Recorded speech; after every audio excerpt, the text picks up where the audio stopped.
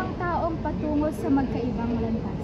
Sa mga desisyon na pipiliin, ano kaya ang kanilang hinaharap? Bilang isang ina, ano ang kaya nilang gawin para sa kanilang mga anak? Para sa isang ina, ang ngiti ng kaniyang anak ang pinakamahalaga. Pero paano kung hindi lahat ng pamilya ay masaya? Paano kung hindi lahat gusto maging isang ina? Pipiliin ba nilang ipagpatuloy ang nasa kanilang sinapupunan?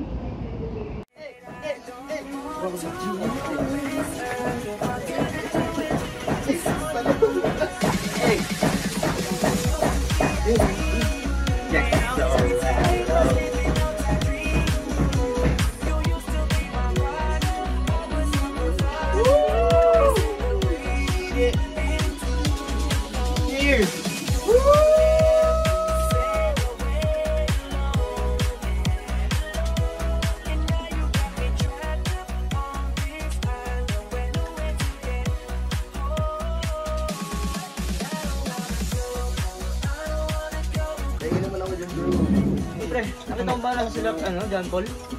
Diyan na yan, malaki na sila.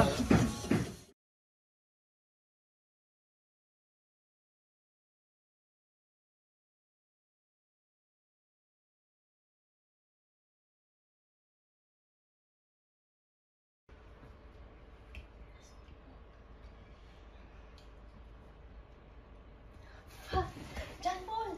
John Paul Kissing! Darating na sila, Mama! Ano pa yan, Gwen? Ang aga-aga, napakaingay. John Paul, uuwi na sila, Mama, ngayon. Di ka nila pwedeng maabutan. Relax ka lang. Hindi mo kasi gets. It's against their belief. Pag nakita nila tayo, I'm dead. Well, you're already dead. Can you at least let me stay here and say hi to them? Hindi ka kasi nila kilala. And trust me, you do not want to meet them right now. Po! Naglilinis na po, Ma, para pagpasok mo malinis na. Bakit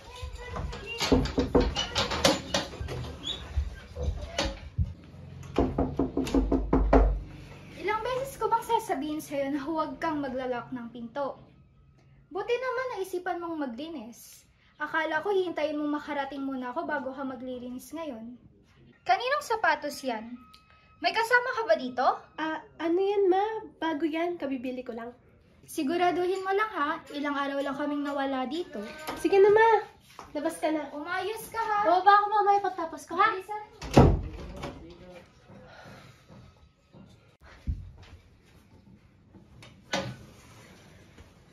Lana? Lana, yung sapatos mo naiwan. Oh my, sorry. Nakalimutan ko. Pinapahamak mo ako eh.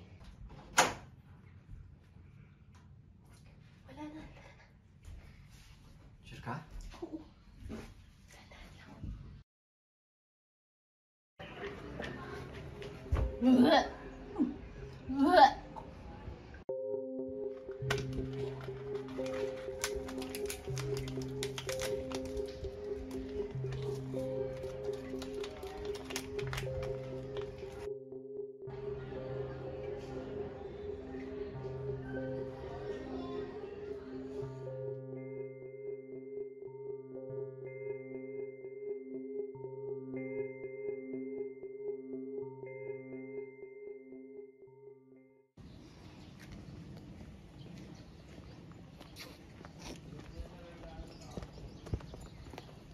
Nabalitaan mo ba yung si Cherise? Buntis daw siya. Talaga? Oo, sabi nga nila eh. Eh, diba ang bata pa nun? Oo nga eh, kaedad lang natin. Eh ako, may tanong ako. Ano yun? Paano kung ako naman? Ang buntis? Oo. What if ako yung buntis? Ano yung gagawin mo? Papanagutan mo ba ako? Bakit naman ganyan mga tanong mo? Huwag ka naman magbiro ng ganyan. Okay ka lang ba? Bakit parang kanina ka pa hindi mapakali? Ano kasi, may gusto sana ko sabihin sa'yo. Ano yun? Ano kasi, John Paul buntis ako. Ha? Ano ba? Seryoso ako. Seryoso ka? Eto John Paul, oh. Tignan mo. Huh? Gwen, hindi pwede to. Are you sure? Sometimes these things are wrong. Anong sure ako? Ilang beses na ako nag-take niyan, lahat positive. Ano, John Paul? Magsalita ka naman, oh. Anong gusto mong sabihin ko? I'm shocked too, okay? Ay, loko. Pwede mo muna ba tayong pumasok? Hindi pwede. Bawal tayo sa loob. Dito lang tayo sa labas. Kahit dyan lang, oh.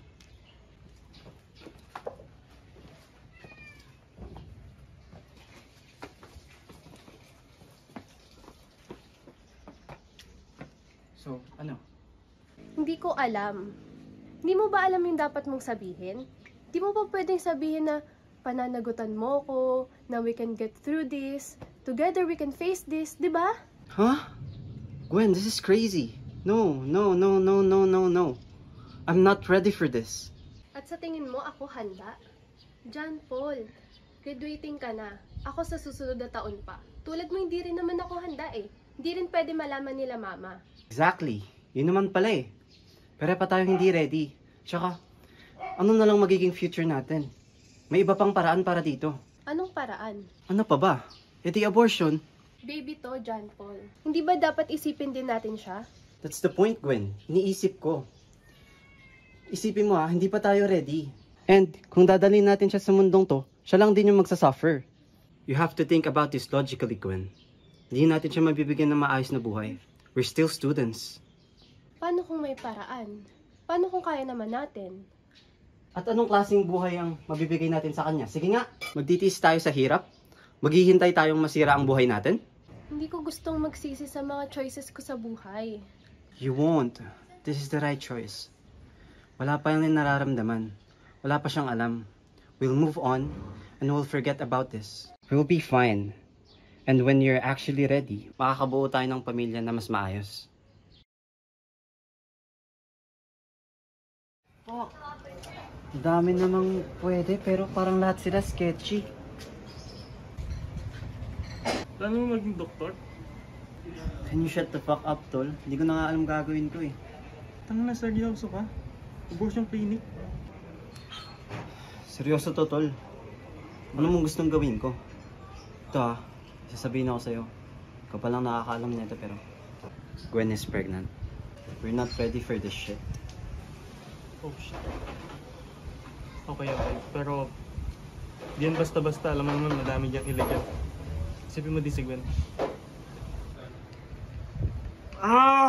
Putang ina talaga. Wala namang ibang matunong lugar dyan. Ayoko nang kung saan-saan lang.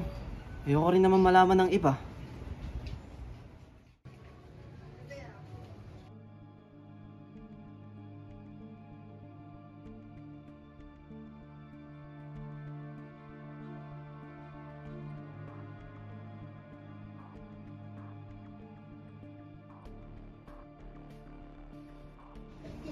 Tara boy, lakad muna tayo. Boy, may kaibigan ako. May kakilalang safe pero di legal. Okay na yan, tol. Wala na talaga akong pakialam. Basta matapos lang ito ng matino. Siguraduhin mong kaya ni Gwen. Pag-usapan niyo na, Ben?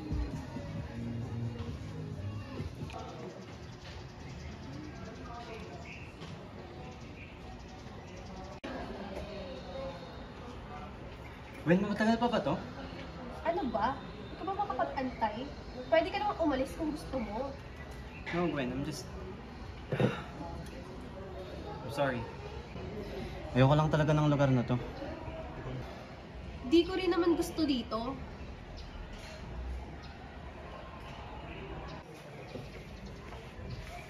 Ang bata mo pa, anong ginagawa mo dito? Ano?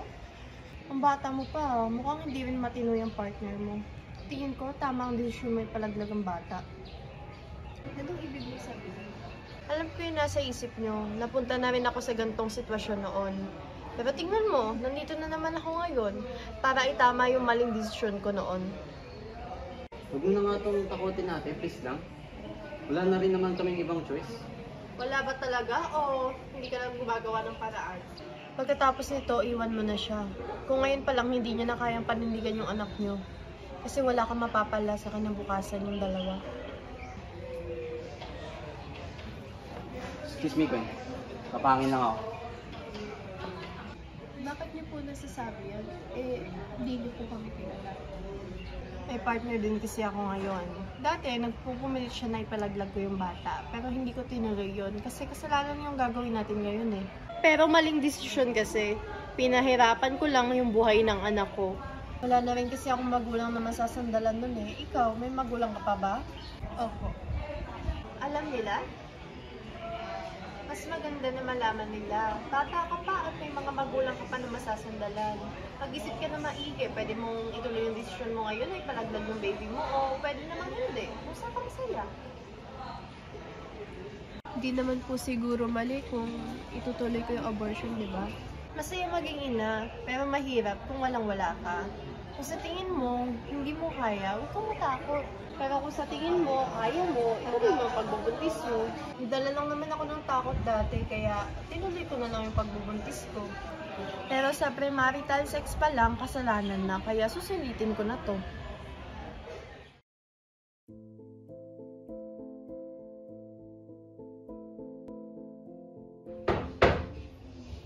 Jeff, basta mo yung pinto, may katok ng katok, hindi mo naririnig. Push mo na!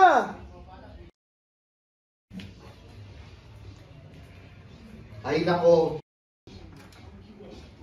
O anak, Ano mo, Nay? Nay, kanina pa uwi tayo naantay, Nay. bakit anak? May problema ba? Sabi ko kasi ni tatay, antayin daw kita eh. Papatulong sana ako dito sa assignment ko. Ano, Christopher? Wala ka na ba talaga ibang alam na gawin? Kundi maglaro na maglaro? Nagpapatulong sa'yo yung anak mo, di ba? Gusto mo mamaya na nga, naglalaro pa ako dito, matatapos na to. Ano to? Yung mga pinaghigaan, naabutan ko pa rin. Yung mga hugasin, hindi ka pa rin nagsasaing?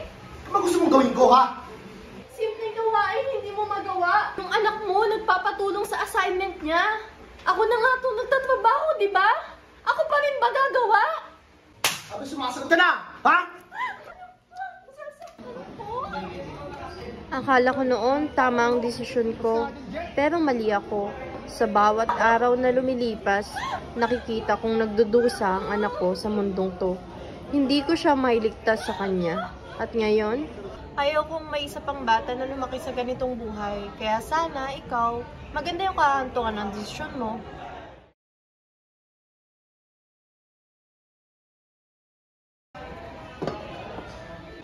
Excuse me po, sino po sa inyo si Gwen? Ako po.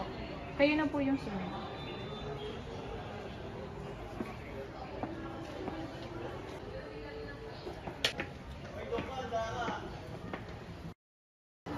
Alright, Gwen. You've already signed the consent forms and you've already gone through the procedures. Are you ready? Siguro po. Come on, Gwen. Sooner we do this, the better. This isn't something that we rush, Gwen. I need to hear this from you. Are you really ready? I thought I was, but hindi ko na po alam. Gwen, we talked about this. You said... Alam ko, pero kailangan ko pa ng oras. It's completely normal to feel this way. No one should rush you in your decision, not even yourself. You can take all the time you need, but you have to remember, you don't have forever. Thank you po. Kailangan ko lang po makasigurado. I'll give you some time. Think carefully. And whatever decision you make, you have to be sure that it's yours. Gwen,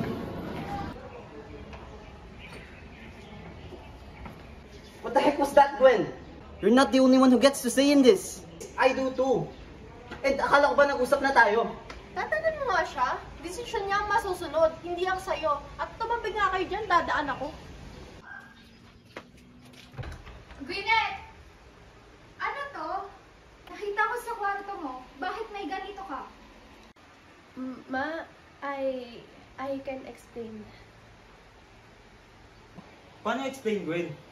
Ano to, biro? Hindi to maaari. Diyos ko, Gwyneth! Alam mo ba kung ano to? Alam mo kung para saan to, ha? Mom, please let me explain. Wala ka bang takot sa Diyos? Alam mo kung gaano natin pinapahalagaan ang pananampalataya natin? Pinalaki ka namin ng tama. Tinuruan ka namin ng tama at mali, pero ano to? I didn't mean for this to happen. Hindi mo sadya? Eh anong ginagawa mo kasama yung ama ng batang yan? Ni hindi nga namin kilala. Dad, please, Hindi namin sinasadya. Hindi naman namin ginusto to eh. Tumayo ka dyan, huwag kang lumuhod. Opo. Kasalanan to, Gwen, naiintindihan mo ba? Nilabag mo ang kalooban ng Diyos. Tama na, Gwen. Huwag ka na mag-explain na hindi mo ginusto. Alam mong mali ito. Magsisiping kayo tapos ikakatwiran mo sa amin ang ama mo na hindi mo sinadya? Nagkamali ba ako ng pagpapalaki sa'yo? Ma? Pa? Alam kong galit kayo, pero natatakot ako. Hindi ko alam kung anong gagawin ko. Kaya nagpunta ako sa doktor kanina eh. Doktor? Bakit? Hindi mo ibig sabihin na, Diyos ko, Gwen! Sabihin mo hindi mo ginawa yun! Hindi ko ginawa. Sabi ko sa doktor, kailan ko pang mag-isip.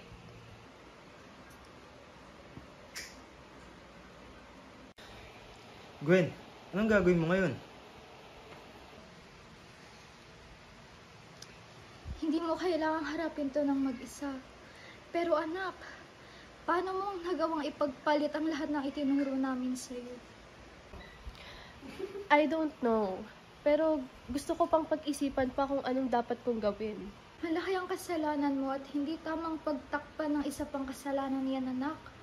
Hindi mo kailangan ipalaglag ang bata kasi nandito kami para suportahan ka. Pero sana, makinig ka naman sa amin. Are you sure about this, Shane? This is your final decision. Yes po, ituloy niyo na po.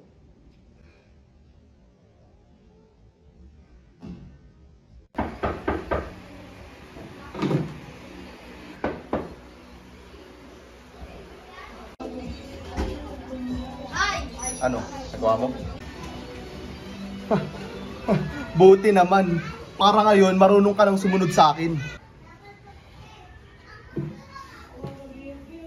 Hindi ko to ginawa para sa'yo. Ginawa ko to para sa sarili ko. Para sa sarili mo o para sa anak mo? Para kay Jeff, para wala ng batang masasaktan sa mga kamay mo. Hindi namin kailangan ng kagaya mo. Kaya namin mabuhay nang wala ka.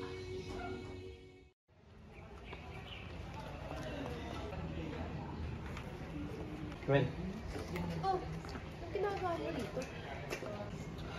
I'm here to talk to you and your parents. I finally realized that I have to be a man and take the consequences of my actions. Ma'am? Dad? Siya po yung magiging tatay na. Good afternoon po, Tito. Ano po? How dare you? You did not even have the decency to face us before courting our daughter? Tapos haharap ka sa amin ngayon after what you did? Ang kapal naman ng pagmumukha mo! I'm really sorry, tita. Sorry? Binastos mo ano ko at paniniwala namin? Hindi kayo handa, pero sa sex handa kayong gawin? Ni hi o hello, wala man lang kayong sinabi sa amin. Tapos malalaman ko buntis niya yung si Gwen? Ma, Pa, tama na po, please lang. You came here to say sorry and take responsibility. That's right po, Tito, Tita. I'm here to take responsibility and to be a man and be the father of the child. Inudyukan mo yung anak ko na magpa-abort and you want a chance? Tita, I know I was wrong. I made a mistake. And nagpanic lang po talaga ako. Hindi ko na alam yung gagawin ko. I wanna make it up to Gwen and to our baby. And especially sa inyo po, Tito, Tita. I wanna prove that I can be a better man for our kid. Pananagutan ko po yung anak namin. At paano mo gagawin yun? You don't even have a job to support our daughter. Huwag po kayong mag-alala, Tito. Nag-apply na po ako ng trabaho para sa ngayon. And graduating na po ako soon. So, makakahanap pa po ako ng mas mabuting trabaho. And I love Gwen, Tita. And ready po ako mag-take ng responsibility. And I'll find a better job soon. Just give me a chance. Please po, Tito. I wanna make it up to you. And take responsibility. I love Gwen. And I don't wanna lose her. Ma, Pa, please, ayoko lumaki yung anak ko na walang ama. In the end, decision mo pa rin naman ang masusunod. I don't trust you, and kung ako lang, hindi kita bibigyan ng chance. Babantayan kita. Thank you po, Tito, Tita. I promise I won't disappoint. I don't want you calling me tita. You're not part of this family. earn your place. Tara na Gwen, ma-check up ka pa sa doktor.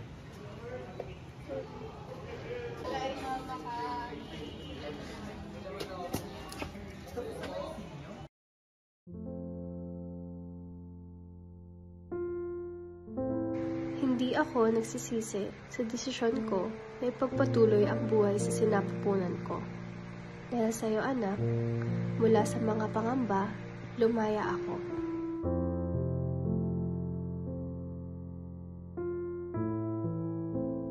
Lumaya ako dahil sa inyo mga anak. Hindi maintindihan ng lahat pero sa pagkawala nyo, nagkaroon ako ng bagong pagkakataon. Hindi lahat maiintindihan ang pangamba ng mga babaeng minsan nang inisip na ipalaglag ang kanilang mga anak. Ipinagpatuloy man o hindi nila kailangang ipaliwanag sa mundo ang kanilang desisyon dahil hindi lahat ay pare-pareho ng buhay at hindi lahat ay handa maging isang ina. Dahil sa huli, ang pagiging babae ay hindi nasusukat sa pagiging ina, kundi sa kakayahang pumili at manindigan para sa